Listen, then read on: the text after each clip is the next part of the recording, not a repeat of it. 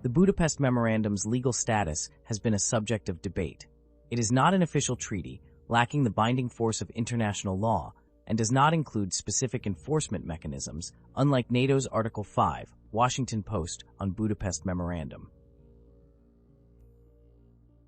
Instead, it is seen as a political commitment with assurances rather than guarantees, meaning the signatories were not obligated to respond with military force in case of violation.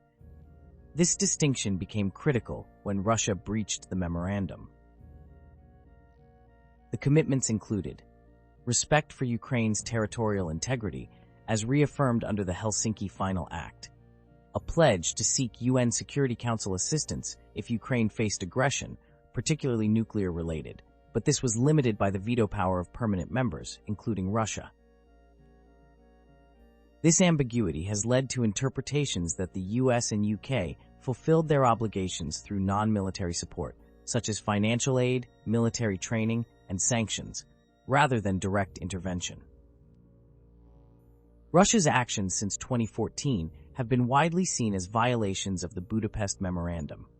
The annexation of Crimea in March 2014, followed by support for separatists in Donbass, and the full-scale invasion in February 2022, directly contravened the pledge to respect Ukraine's territorial integrity and refrain from the use of force. These violations have had profound implications for the Ukraine war. Direct contribution to conflict. Russia's breach undermined the security assurances, potentially emboldening its aggressive actions.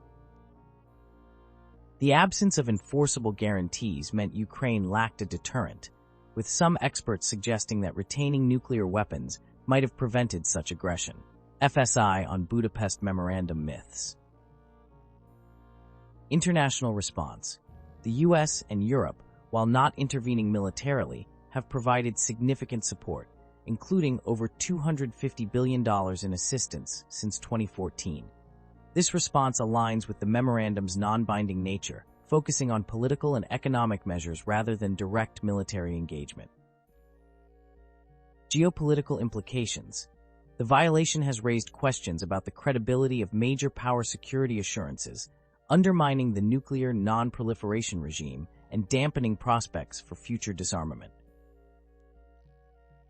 It has also fueled debates about the reliability of international agreements, with Ukraine's decision to denuclearize now seen by some as a strategic error.